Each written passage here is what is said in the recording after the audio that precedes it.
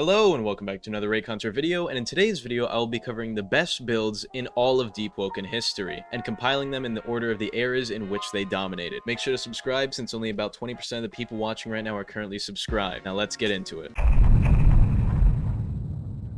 On Deepwokens Release, the meta was very much shifted in favor of heavy weapons. At the time, heavy weapons dominated the meta, with the most prominent content creator being Agamatsu. And Agamatsu's influence resulted in the most commonly used meta build being Agamatsu's original build, Pale Morning Gale Breath with Con Shield. Even I actually mained this build at one point. The reason why this build was so popular was because Pale Morning at the time did high amounts of damage, and in conjunction with Gale Breath allowed you to do a lot of high damaging combos. The Con Shield also made this build extremely effective defensively, as it stacked up a lot of posture against your opponents when pairing, while also having a ton of posture for you to be able to block and make mistakes without getting punished with. Bloodless gems were also commonly used on every mantra, as they would heal you for up to 30% on mantras like Astral Wind and Gale Shot with a multiplying spark put on it to make the Gale Shotgun. As a whole, Gale was super oppressive and really good at this time, and the Pale Morning and Con Shield were also really strong, which is why this build dominated. After the Pale Morning heavy weapon was nerfed, a few things happened that are very important. First of all, the new meta was Greatsword, which is still heavy. With Agamatsu discovering the Darksteel Greatsword, many people began using it after the Pale Morning was nerfed. The main reason for this was the talent Destructive Recovery. Now a reworked Destructive Recovery is near useless. However, at this time, Destructive Recovery would make it so pairing someone who is near max posture would guard break them, doing damage and stunning them as if you guard broke them regularly. The mantra Pressure Blast was also now extremely prominent. At the time, Pressure Blast was unblockable, extremely hard to dodge, and it was a multi-hit attack that would essentially result in free combos for the aggressor. A common build used at this time was Darksteel Greatsword with 100 heavy, and then some people would even go with an offhand gun using 100 light, and then the rest of your stat points would be spread into strength and fortitude, so that way you would have a lot of health and more penetration to do more damage. This build was extremely oppressive with the offhand gun to pressure, Pressure Blast to force combos, and Destructive Recovery, which could essentially be used to get free damage. And honestly, I think this is the best Deepwoken build of all time back when it was in its prime. With Darksteel Greatsword and Pressure Blast getting nerfed, Heavy was no longer meta at this time. The new meta, popularized by Lord Sendo, was the Azure Flame Shattered Katana build. With blunt weapons falling out of the meta, people began being able to actually fight the Primadon boss, resulting in an abundance of Shattered Katana builds. With Flame Charm also being extremely powerful at the time with mantras like Ash Slam and Burning Servants, Azure Flames quickly became meta, resulting in tons of builds being seen around Etris. Gale Breath also fell out of the meta due to constant nerfs to its mantras and the interactions it had with sparks and gems, making it extremely hard to use effectively in this era. This is also actually where the community meme of nerf Gale buff Flame Charm started, because that's essentially what they did for the meta to shift in the way that it did. At this time, enchants also began to become more prominent. Bloodthirsty became meta for about a week, because at the time it gave you triple damage but punished you with 10% health drain on miss. But if you don't miss, then you just have triple damage, which meant a lot of players would play extremely slow to get the maximum effectiveness with that triple damage, so that way they weren't missing their hits. After most of the enchants got heavy nerfs, the new meta was Obfuscation, because it made your swing speed insanely fast, which resulted in a lot of Shattered Katana users switching over to Obfuscation when possible, and this was also when the black market scene of Deepwoken started to really flourish. While Shattered Katana, Azure Flame, Royal Pathfinder was meta, players began to find more celestial items, resulting in some of the first HP kits.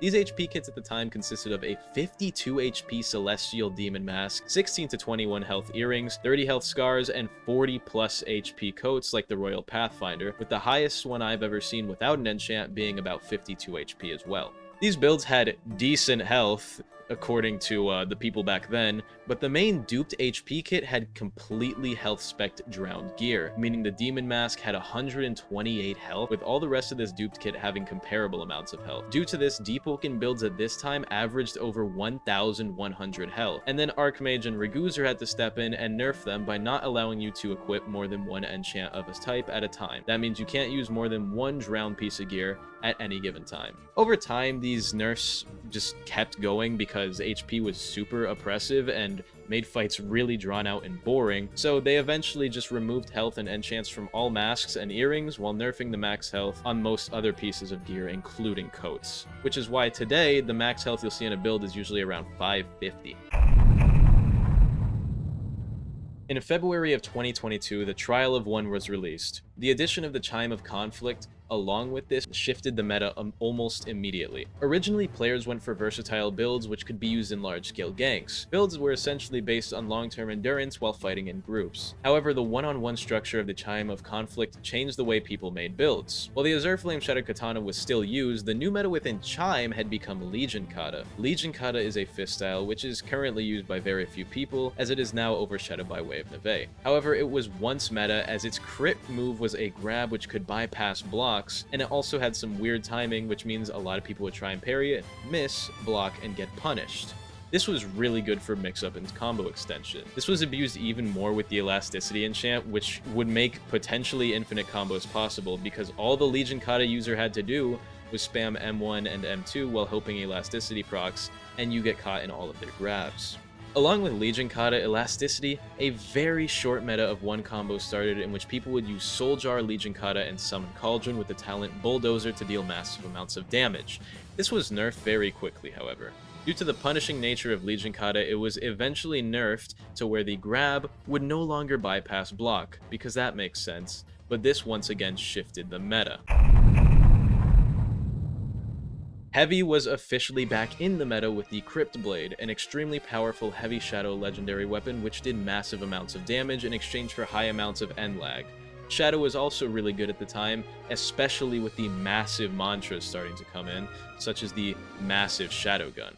Anyway, due to the end lag of the Crypt Blade, dash attack spam was the most common playstyle among people with it. Along with this, destructive recovery was still extremely powerful at this time. In the Chime of Conflict, it was common for freshies to try and get all of the stats required for the Crypt Blade and immediately equipping it out of the Trial of One, and then finish their build progression by sweeping freshies in Chime unfairly. However, this isn't as common now due to the need for talents in builds, and getting talents early is a lot more important now than it was back then, because there's so many more talents that just flood the talent pool.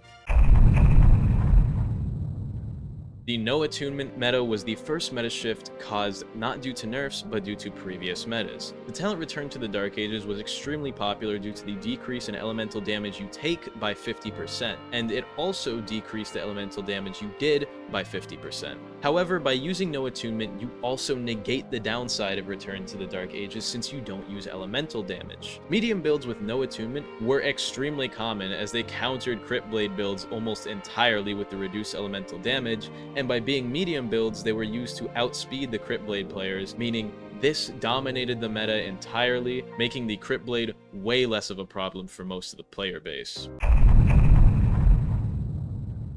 The comically large meta was not fun. This was a meta consisting of glitches and unpatched modifiers, allowing mantras to do insane feats. The original planetary burning servants, the intergalactic ash slam that was literally the entire size of the Chime of Conflict arena, and the 70% HP lightning stream are all results of this meta. Technically, it's not really a meta, but it was used to abuse people in Chime of Conflict while it lasted, and it was quite entertaining and definitely very common to go against. Obfuscation was also finally nerfed around this time, making it very mediocre, and as a whole during this era, enchants kind of fell out of the meta for a while, as most of them weren't very good in comparison to what they once were. Around this time, Supa also began to gain a large wave of popularity through his videos where he would exploit bugs in Chime of Conflict because they were funny. The Light's Final Toll is a legendary weapon, which was not legendary on release, allowing enchants to be used on it. However, this was soon changed, so it's not really worth talking about extensively. The introduction of Light's Final Toll brought Fist back into the meta completely. However, not with Legion Kata. Way of Neve became the new meta, as its critical hit is always a guaranteed block break, and the weird animation to the Light's Final Toll made it extremely hard to fight against when the weapon was first introduced into Deepwoken. The most common build is actually a build I still have and commonly use in my video thumbnails and in-game, which was Blind Seer, Azure Flame, Light's Final Toll. This was the meta as the stats complemented the build extremely well. When using Light's Final Toll, your weapon scales off willpower, so getting the benefit of Azure Flame and Blind Seer for a stat you already need to spec in is extremely beneficial, making this a super good build with a lot of capability to get strong talents, as your entire kit basically revolves around one stat, allowing you to spec more points into other stats, meaning you can get more talents. This build is also actually still somewhat common because it's still viable to this day.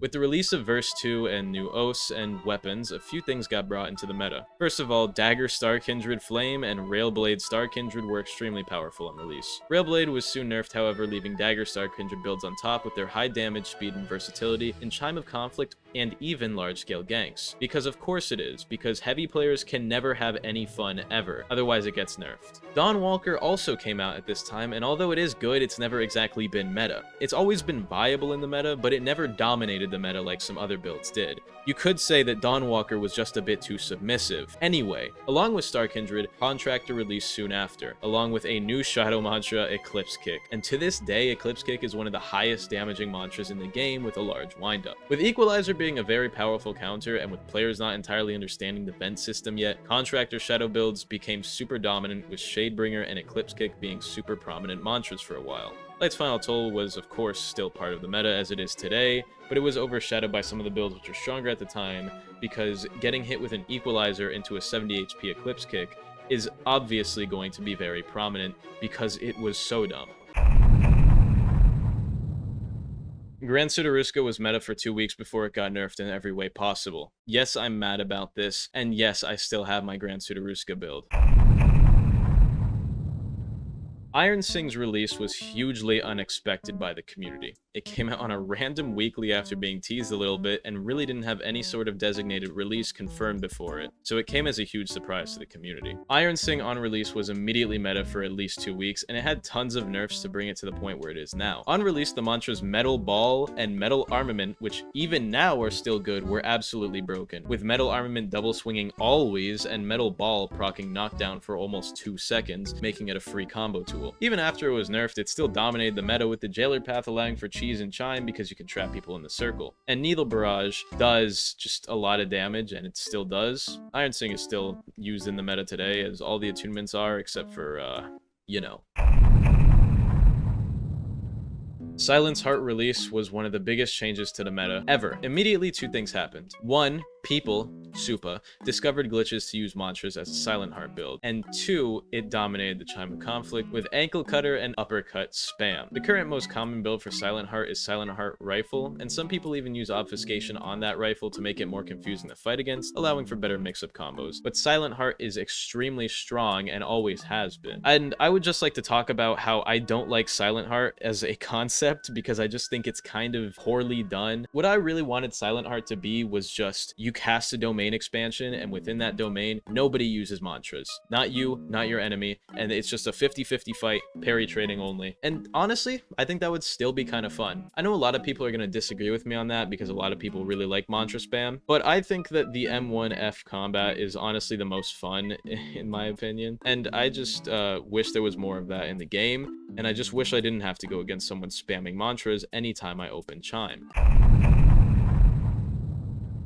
Today, the Deepwoken meta is actually in a state where lots of builds can flourish. From Crypt Blade builds to Fist Flame builds and Galebreath Curve builds. Honestly, there's a lot of extremely viable builds now, and the meta isn't defined by just 1 or 2 builds, with any variation being non-optimal. This is easily the healthiest Deepwoken's ever been in terms of the meta. The current most used builds, though, are still Storm's Eye, Crypt Blade, Curved Blade of Winds, Fist Flame, Rifle Silentheart, Light's Final Toll Flame, and of course, whatever you find to be the most fun. While certain builds have dominated Chime and Overworld at different times, the best build should always be whatever you have fun with. In the end, it's just a game, and having fun is the most important part.